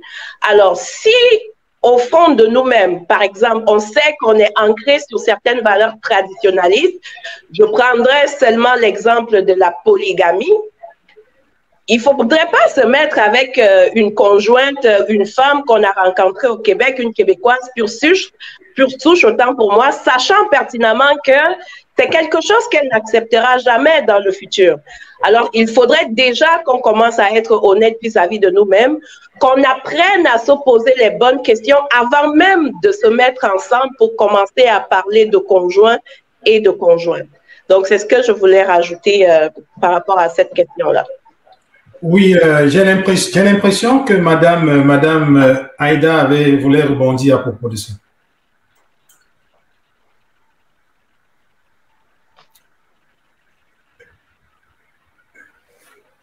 On vous entend pas. Donc, je dis que j'ai perdu le fil, mais comme ce que je retiens de tout à l'heure, c'est que de tout ce qu'on dit, ça se résume au terme de communication. Communication de base et communication dans le couple et on ne le souhaite jamais après le couple. Mais moi, je me dis que il y a beaucoup de faux maintenant, il y a beaucoup de faux. Parce que même dans les relations ici, si on veut chercher quelqu'un à l'étranger, on est d'emblée, de prime abord, on est dans le faux. C'est-à-dire, est-ce que tu as un compte Facebook? Est-ce que tu as les réseaux sociaux? Donc, on se link à travers les réseaux sociaux. Donc, les comportements sont calculés, les photos sont retouchées. Donc, d'emblée, on se ment. On se ment, on ne se dit pas la vérité. Moi, je dis en relation, par exemple, quand on me dit « dis-moi tes défauts », je dis « j'ai pas de défauts ». Dis-moi tes qualités, pardon. Je dis « j'ai pas de qualités, je n'ai que des défauts à mon vis-à-vis ». Et de voir, je dis « mes qualités, c'est à vous de les trouver ». Et alors qu'en début de relation, on a tendance à montrer que les bons côtés des choses, qui font que quand on est à distance aussi, on n'a pas le temps de s'imprégner vraiment de la personne, de qui est la personne. On s'accroche à des photos, à des dires, à des vidéos vraiment qui sont très, très, très virtuelles, qui ne reflètent pas la réalité vraiment de la personne. Donc, ce qui fait que beaucoup de gens se sentent un peu avoir été vraiment trahis ou je ne sais pas comment le dire, ce qui fait que d'emblée, il y a une amertume qui est là, qui est présente dès que dans les premières semaines de mariage ou les mois ou la première année, chacun se dit ah, c'est pas ce que tu m'avais promis, c'est pas ce que tu m'avais dit, et parce qu'on ne se dit pas la vérité. Il faut être un livre ouvert, je crois, en début de relation. Même avant le mariage, avant quoi que ce soit, avant même le premier acte sexuel, il faut être cru en relation et dire ce qu'on veut et où est-ce qu'on va aller pour plus tard pouvoir se dire vraiment, moi je t'avais dit vraiment qui j'étais et c'était apprendre ou à laisser. Donc la peur de perdre ou la peur d'être seul nous pousse en général vers l'erreur de la vie, en fait. Et je crois que ça n'en vaut pas la peine. Il faudrait qu'on ait une prise de conscience plus véridique en soi-même. Oui, vous dites de dire la vérité. Je vais juste vous poser une question rapide. Vous dites de dire la vérité. Sûrement, aujourd'hui, selon les explications, selon tout ce qui se passe dans les interventions, on ressent plus que les décisions ne sont plus libres, elles sont beaucoup plus influencées par les familles, éventuellement, pour la diaspora. Mais si vous avez, au fond de vous, envie de vous marier ou vous mettre en conjoint avec quelqu'un du pays et que vous trouvez quelqu'un ici, est-ce que vous allez lui dire la vérité, vous, Madame Aïda? Moi, je dis toujours la vérité. En début ou dans la relation, je dis toujours la vérité. Je crois que même ça peut être un défaut en Afrique, dire la vérité à 100% ou à 200%, les gens ils se disent c'est trop tout bas, en fait c'est trop blanc entre guillemets. Mais je trouve que ça n'a pas de prix de dire la vérité parce que mon défunt père disait toujours le gris-gris d'un être humain sur Terre, c'est la vérité. Et c'est ça qui te protège, en fait, dans toute relation, que ce soit professionnelle, que ce soit amoureuse ou amicale. Et ça a tendance à disparaître aujourd'hui. Et c'est le faux, en fait, qui gouverne les relations maintenant. Et ça détend sur nos stratégies de vie et nos façons de vivre. Et c'est ça, je crois qu'il faut, dans la recherche ou dans les choix, mettre des valeurs de base qui sont la vérité, la confiance, la communication. Et puis, je crois que si on intègre tout ça, et par la grâce de Dieu, on pourrait aller de l'avant, en fait, longtemps, avec son partenaire. Ok, on va prendre le sociologue, M. Georges, qui va intervenir. Ensuite, je pense que Lydie va pouvoir nous acheminer un tout petit peu vers la fin de l'émission. Oui, oui, merci. Je voudrais quand même, je reviens encore un peu sur l'évolution de notre société qui impacte beaucoup le choix du conjoint et aussi la stabilité ou l'instabilité des couples. Bon, vous savez très bien qu'au Québec, comme en France, moi j'ai passé 20 ans en France, je connais bien la réalité de la France, j'ai passé pas mal d'années aux États-Unis et ici aussi, je comprends très très bien cela. Il y a ce qu'on appelle l'intervention sociale. L'intervention sociale ou la protection sociale, parce que la protection sociale est là pour protéger tous les citoyens, la notion de citoyenneté. Et quand on arrive aussi aux femmes, évidemment, la condition des femmes est une condition qui est beaucoup suivie par notre société. Mais il arrive parfois des effets un peu pervers, un peu dans cette volonté de protéger. C'est le rapport un peu à ce qu'on appelle, vous savez, en France aussi, hein, il y a des statuts qu'on appelle les femmes seules, les familles monoparentales ou des choses comme ça. Et quand on sait aussi que en France, comme ici, hein, que partout ailleurs aussi, il y a certaines difficultés qui sont liées à l'intégration, à l'insertion professionnelle notamment. Ce qui fait que beaucoup de gens vivent des revenus de transfert, c'est-à-dire des revenus de non-travail, c'est-à-dire le statut de femme seule qui élève ses enfants seuls et qui vit sur la base, n'est-ce pas, des indemnités que l'État verse, sur la base, n'est-ce pas, de ce statut-là. C'est pas mauvais puisqu'on veut protéger les économiquement faibles. Mais l'effet pervers, c'est parfois, évidemment, parce qu'il y a cela, il se trouve que les jeunes femmes préfèrent cette condition-là et parfois aussi mettre en route certaines stratégies de vivre avec un homme, mais avec le contrôle qu'exerce l'État, parce que l'État intervient pour aider, d'accord, c'est l'aide. Mais dans cette aide-là aussi, il y a un contrôle social qui s'effectue. Chacun d'entre nous a entendu certainement au moins une fois une affaire où les agents, comment on appelle, les assistants sociaux interviennent, viennent très tôt le matin, débarquent à la maison tôt le matin pour voir si la dame qui s'est proclamée comme étant une femme seule et qui bénéficie d'un certain nombre d'indemnités sur cette base-là ne vit pas avec un homme. Vous voyez, c'est pas général, mais il y a des cas comme ça qui interviennent, qui sont connus. Vous voyez? Donc, la volonté de l'État d'aider est là, mais il y a aussi des effets pervers et aussi, ça ne favorise pas non plus les gens à constituer des familles et élever leurs enfants.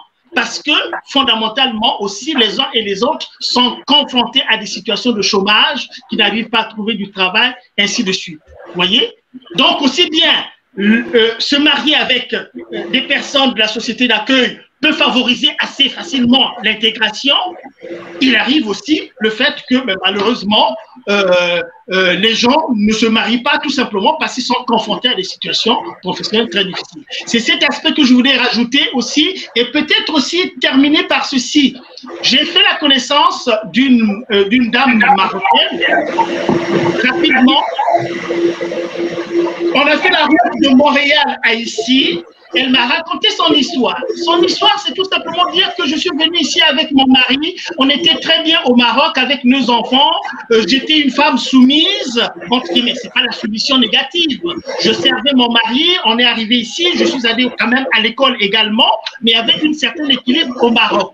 Mais quand on est arrivé ici au Québec, eh bien, je suis allé à l'université et je suis rentré dans les groupes, les laboratoires de recherche avec une directrice de thèse qui m'a beaucoup aidé à rentrer dans le système. J'ai fait la découverte du féminisme et malheureusement, progressivement, la situation s'est tendue à la maison. Parce que, bien évidemment, au pays, je pouvais servir un verre d'eau fraîche à mon mari, mais ici, j'ai compris qu'on me poussait plutôt à dire que non, mais lui-même, il peut le faire. C'est pas à toi de le faire. Et on était dans le sens comment on appelle, le féminisme, un peu assez dur quand même. Et progressivement, il y a eu séparation. Et quand elle a compris les choses, elle a voulu revenir un peu en arrière, mais le mari n'a pas voulu. Et quand le mari venait chercher les enfants, il restait en bas, il ne montait même pas. Et ça, c'est elle qui me le dit. Elle est vraiment, c'est une situation qui l'a cassée. Vous voyez? Donc voilà un petit exemple que je voulais ramener un peu à la discussion.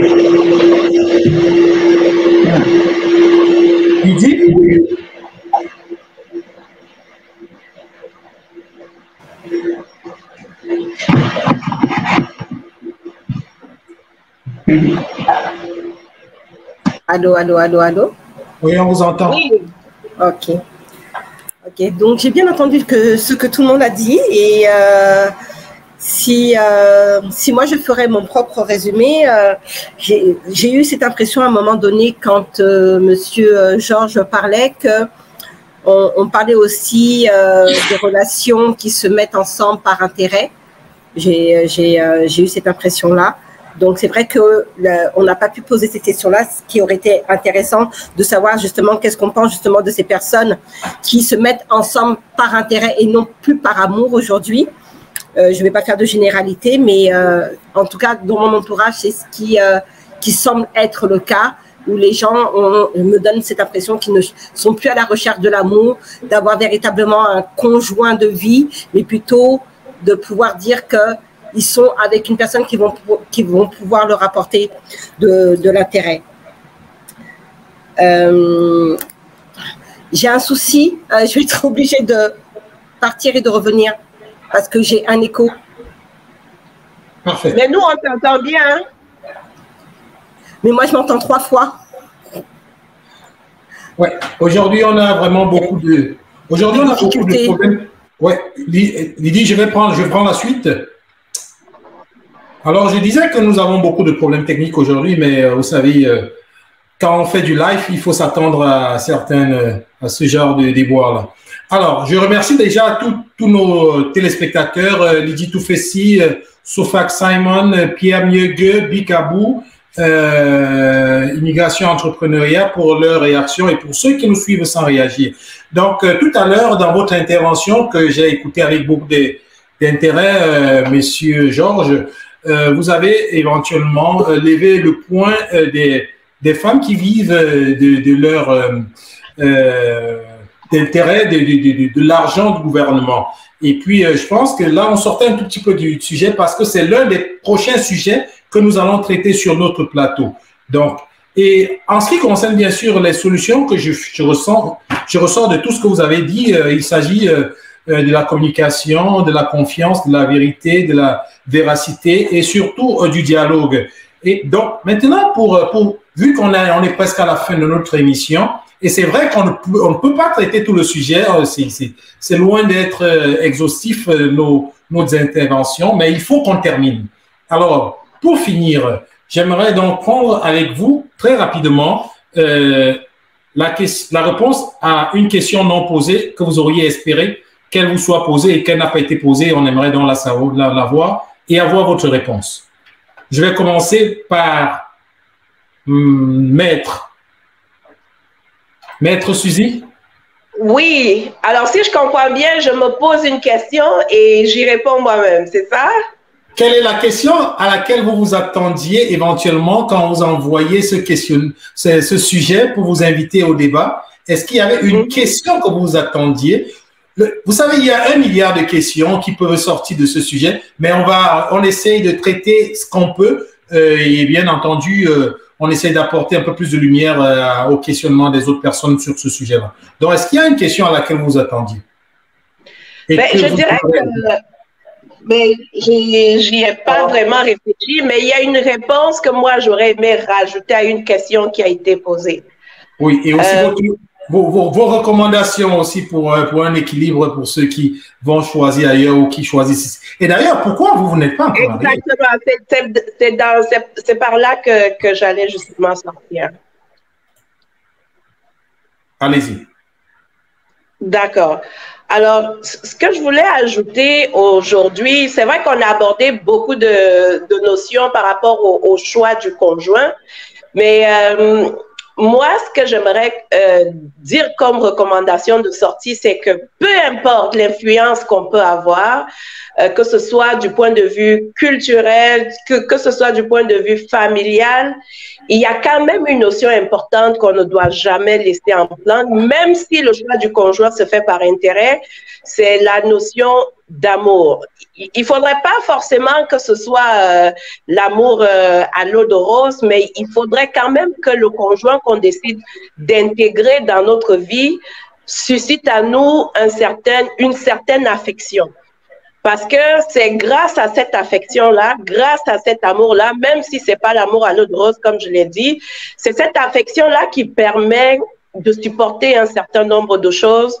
Parce que même si la famille intervient, même si l'entourage intervient, quand on n'a pas cette sensibilité-là, cette affection-là vis-à-vis de l'autre, on n'a même pas l'oreille de vouloir écouter ou de donner une deuxième chance à l'autre qui a fauté.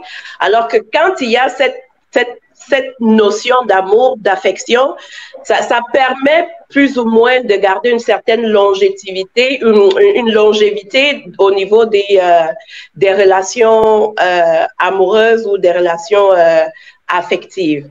Je voulais terminer en disant, quand on divorce au Canada, des suites d'un mariage ou d'une union civile, quand on se sépare habituellement, il y a 3 notions qui interviennent. On parle de la notion de cruauté physique ou de cruauté psychologique. On parle de la notion d'adultère ou la notion de séparation depuis 1 an. Et je vous dirais que la plupart du temps, les gens qui se séparent, à 95% du temps, ce n'est jamais pour des raisons d'adultère et ce n'est jamais non plus pour des raisons de violence physique ou psychologique. C'est très souvent pour la question de séparation depuis au moins 1 an. Et la séparation depuis au moins 1 an, ça résume tout ce qui ne fait ni partie de la violence physique ou verbale, ni de l'adultère. Donc, incompatibilité d'humeur, incompréhension, manque de dialogue, manque de communication, c'est pas des motifs de divorce. Alors, c'est pour ça que c'est très important que les couples apprennent à se connaître avant de s'engager pour éviter qu'au cours de la relation, on finisse par se rendre compte que finalement, je ne connaissais pas cette personne-là, je n'ai pas fait le choix qu'il fallait et on se retrouve au palais de justice parce qu'il faut se séparer. Donc, c'est ce que je voulais ajouter.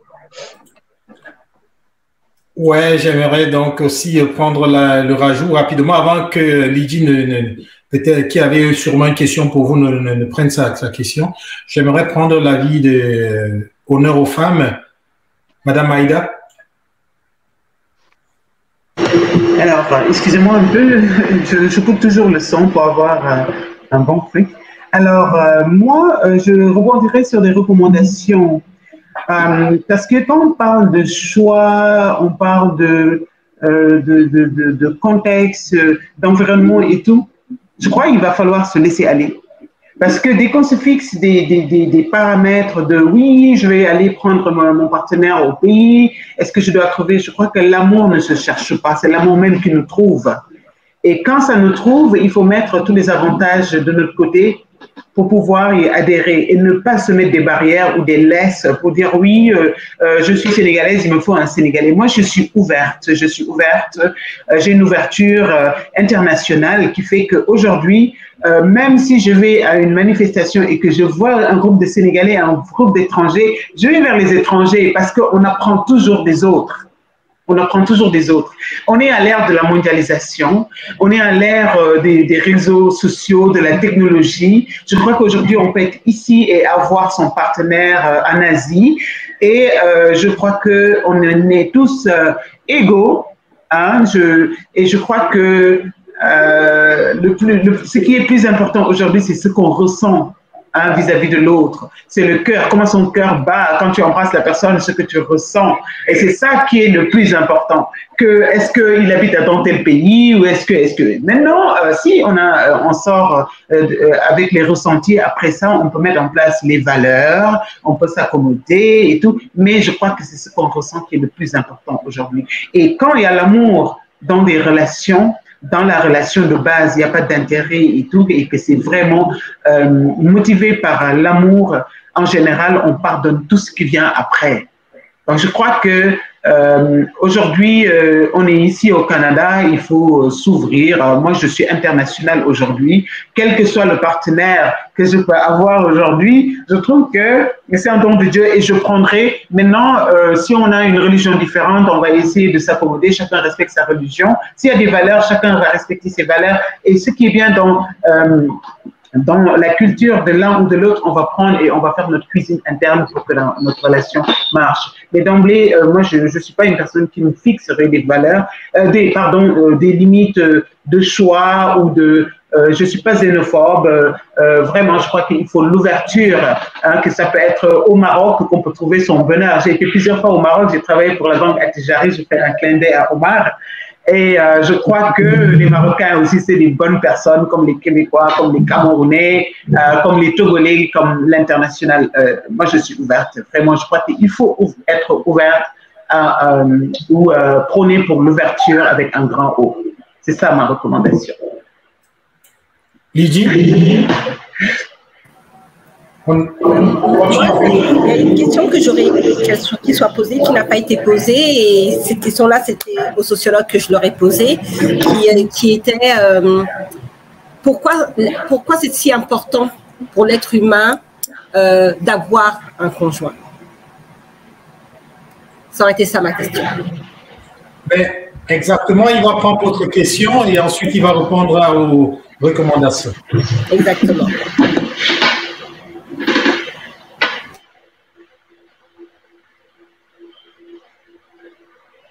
Est-ce que tu as le droit de parler, c'est ça? Oui. Oui. Ah, ben oui. Ben, écoutez, la question que vous posez, pourquoi chercher à avoir un conjoint? Ben, écoutez, nous vivons depuis la nuit des temps. Quelle est l'importance? Quelle est son importance d'avoir un conjoint? Ben, l'importance d'avoir un conjoint, c'est tout simplement de se conformer à certaines prescriptions sociales, à une certaine normativité sociale. Les sociétés ont toujours évolué comme ça.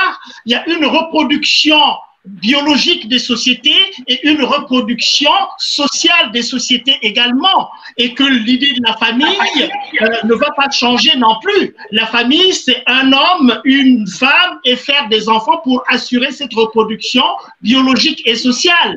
Mais il s'est trouvé aussi que la famille, ce n'est plus seulement un homme et une femme, ça peut être un homme et un homme, une femme et une femme, parce qu'il y a cette volonté de vivre ensemble. C'est simplement une prescription sociale, c'est un élément de notre société. Donc, c'est ça qui fait que les gens cherchent à avoir un conjoint ou une conjointe aussi, ne pas mourir seul aussi. Bon, maintenant, je ne sais pas, retenez ça, c'est la réponse que je peux vous donner, mais si je me pose aussi la question, puisque c'était ça, quelle est la question qu'on peut se poser pour répondre soi-même, moi, c'est simplement autour de la question de jusqu'où va la liberté individuelle dans des sociétés de plus en plus individualistes. Parce que c'est ça, hein, les enjeux au niveau de l'individu et les enjeux au niveau de la société. C'est ça aussi. Bon, l'ouverture aux médias sociaux fait que nous tous, nous sommes ouverts à la relation sociale aussi, et je pense que cette trop grande liberté aussi accordée aux uns aux autres, d'accéder facilement aux différents marchés matrimoniaux ou bien aux différents espaces de rencontres, fait que, évidemment, la question qu'on a posée au départ, est-ce qu'on est encore dans la posture des gens qui ont une vision de la famille, et qui, en ayant une vision de la famille et en tenant compte de ces évolutions sociales, on peut être résisté, par exemple, à maintenir, n'est-ce pas, un couple, un foyer, une famille en équilibre, malgré les problèmes auxquels on peut être confronté. On voit que les problèmes liés à l'argent aussi, ce sont des problèmes qui explique beaucoup un peu les ruptures dans les foyers. Il y a certainement d'autres raisons également, mais le rapport à cette, comment je peux dire, aux choses qui sont liées aux moyens, si vous voulez. C'est quand même un gros problème par rapport à cela. Donc voilà ce que je peux vous dire à ce niveau-là.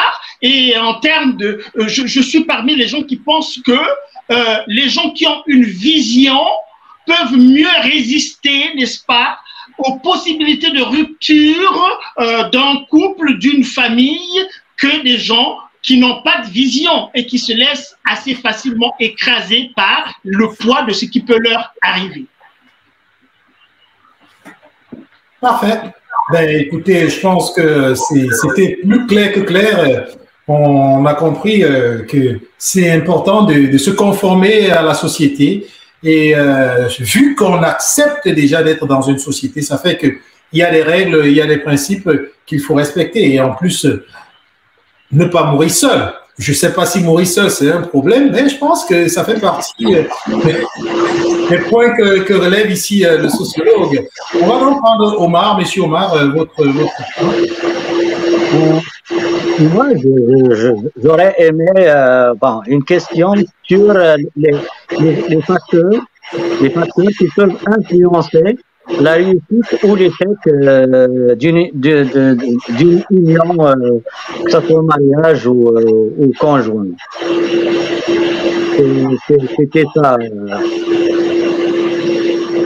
Et comment hein? Allez-y, comment aurez-vous réagi par rapport au pasteur? Il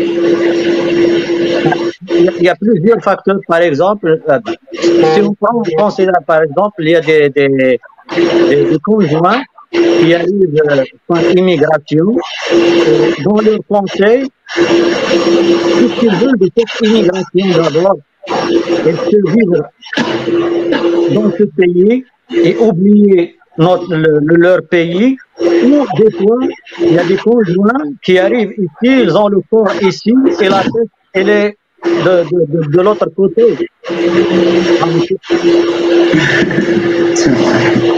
Des fois, ça mène à des conflits entre les deux conjoints. Il y a un qui pense qu'il ne veut pas continuer sa vie ici, un jour il va revenir, lui il est provisoire ici, donc il veut vivre ici, il ne veut rien savoir de là-bas. Donc, Parfait. Alors, je pense que ces facteurs-là, selon la façon que vous le présentez, sont des facteurs importants et c'est des facteurs à prendre en considération lorsqu'on décide de vivre en conjoint. J'aimerais, avant de terminer, remercier vraiment nos partenaires, les partenaires de Diaspora Interaction. Je pense à Ikadi, à la Calebasse, restaurant à la Calebasse. Je voudrais remercier Stevia Janis qui nous écoute et qui, bien sûr, est l'une de nos partenaires aussi. Et aussi Alain Léalé. Je remercie tout le monde et maintenant, je vais vous donner quelques secondes pour votre mot de fin, s'il vous plaît. On commence bien sûr toujours par les femmes. Aïda. Je pense que Maître Cissé était déjà prêt. Pour le mot de fin, je dirais que si on a décidé de quitter son pays pour immigrer, c'est parce qu'on est prêt au changement. Alors, il faut rester ouvert aux autres, mais ne pas oublier qui on vient, prendre le meilleur de l'autre, présenter le meilleur de nous-mêmes et ça fait que cette ouverture-là nous permet au moins d'enrichir, de nous enrichir nous-mêmes. Donc, ne pas oublier d'où on vient, ne pas oublier qui nous sommes, et aussi rester ouvert à la diversité et à la différence. Merci. Je rappelle que Maître Suzy Benga est avocat de famille.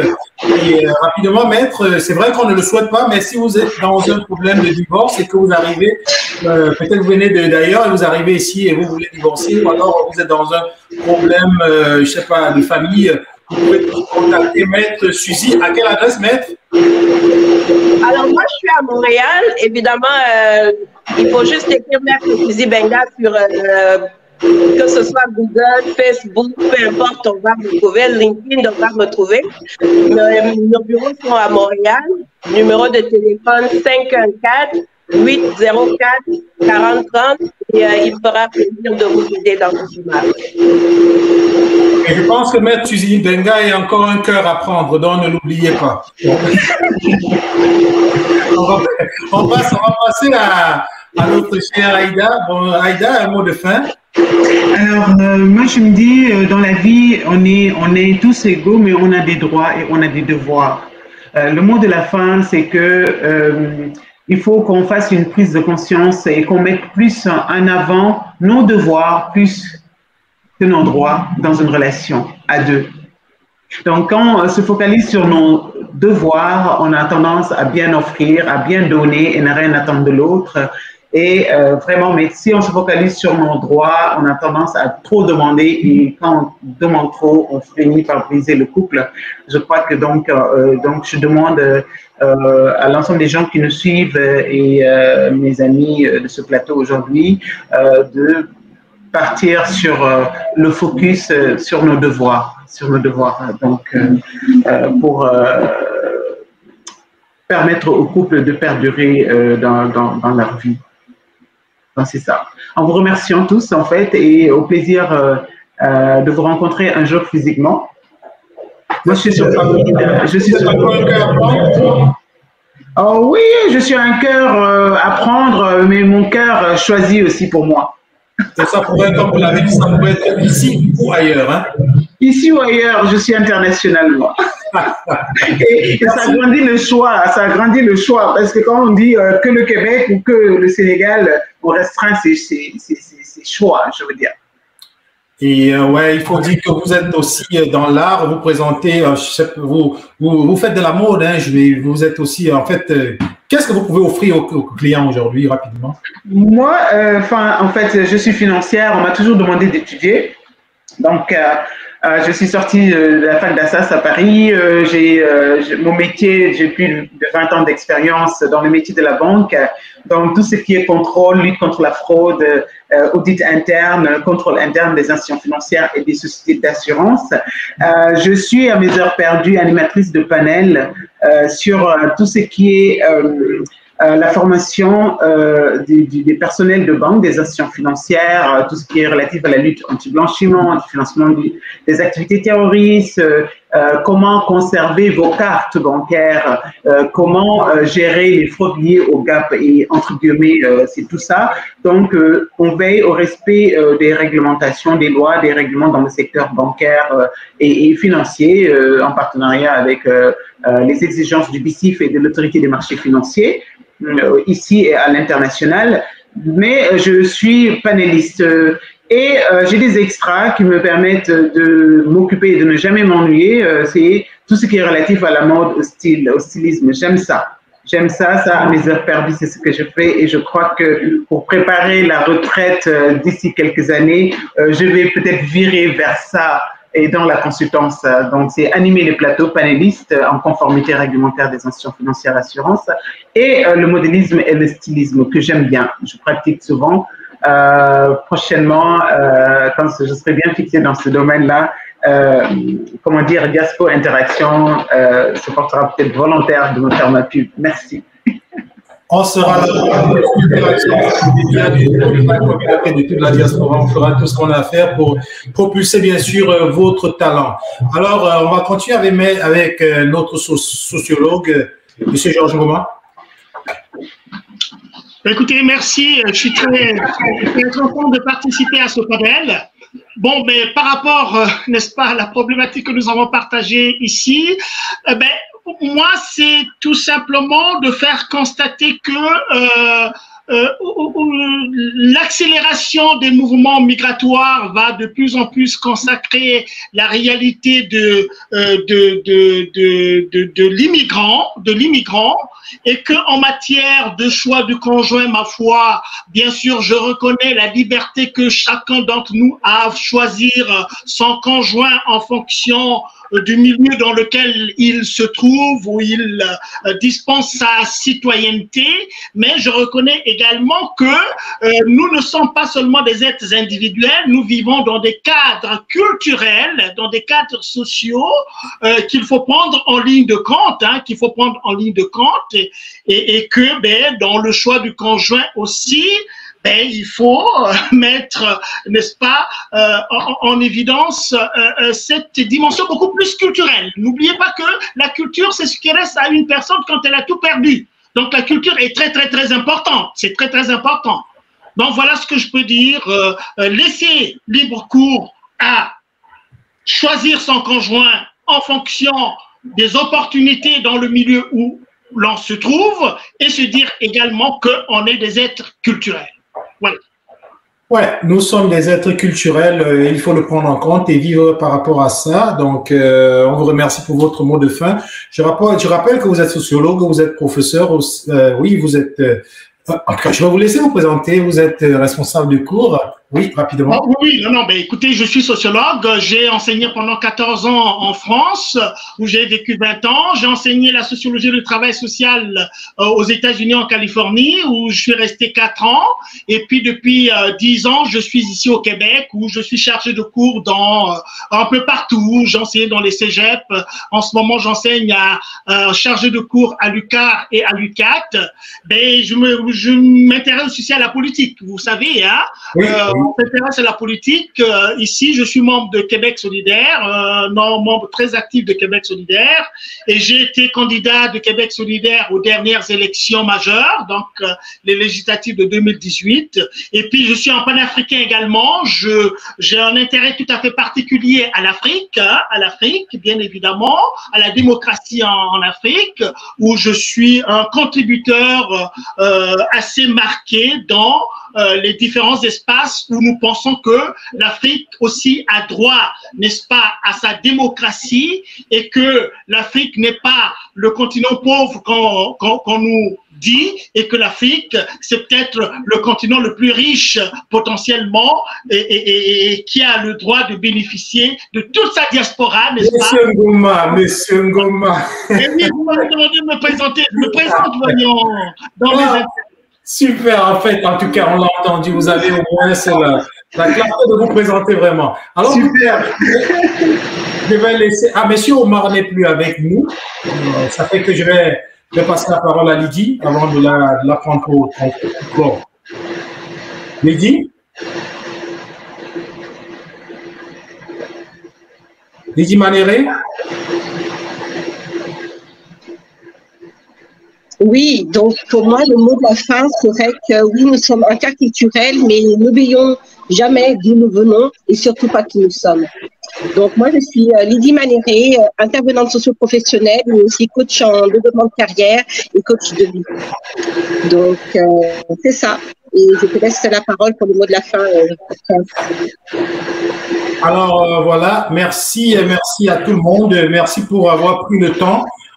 Nous avons certainement eu quelques secousses techniques. On a dû s'arrêter et reprendre. J'aimerais remercier tous ceux qui nous ont suivis malgré ces problèmes techniques. J'aimerais remercier les panélistes surtout qui ont apporté un peu de lumière à cette question quel est le choix d'un conjoint, que ce soit dans son pays d'accueil ou le pays d'origine. Le but n'était pas d'apporter des réponses exhaustives, mais le but était tout simplement de sensibiliser par rapport à l'importance de choisir et de savoir bien choisir, éventuellement de faire un point sur les différents facteurs ou les motivations qui peuvent nous amener à faire ce choix-là. J'ose espérer que tous ceux et celles qui nous ont écoutés ou ceux qui nous écouteront plus tard à travers la retransmission de cette émission, que vous trouverez quand même quelques réponses aux différentes questions que vous vous posez par rapport à ce sujet. J'aimerais donc une fois de plus remercier tous les téléspectateurs. Je voudrais aussi remercier nos panélistes une fois encore. Je remercie surtout aujourd'hui Lydie Manéré, qui a été ma co-animatrice et avec qui j'ai vraiment bien aimé animer cette émission. Et j'ose espérer qu'on se reprendra pour d'autres émissions. Comme le disait l'un de nos intervenants, love, live and love free. Soyons libres. Si vous décidez de choisir votre conjoint ici, dans votre pays d'accueil, soyez surtout dans la communication, dans la transparence, dans la vérité, que ce soit dans le pays d'accueil ou dans le pays d'origine. Sur ces mots, je vous dis que votre interaction est votre média. Si vous avez des sujets que vous voulez que nous débattions, envoyez-les nous. Si vous avez des points que vous voulez que nous abordions, envoyez-les nous. Mais en attendant, nous vous souhaitons une bonne fin de journée et nous vous disons à très très bientôt pour une autre émission. Bye bye, bye bye. Prenez soin de vous.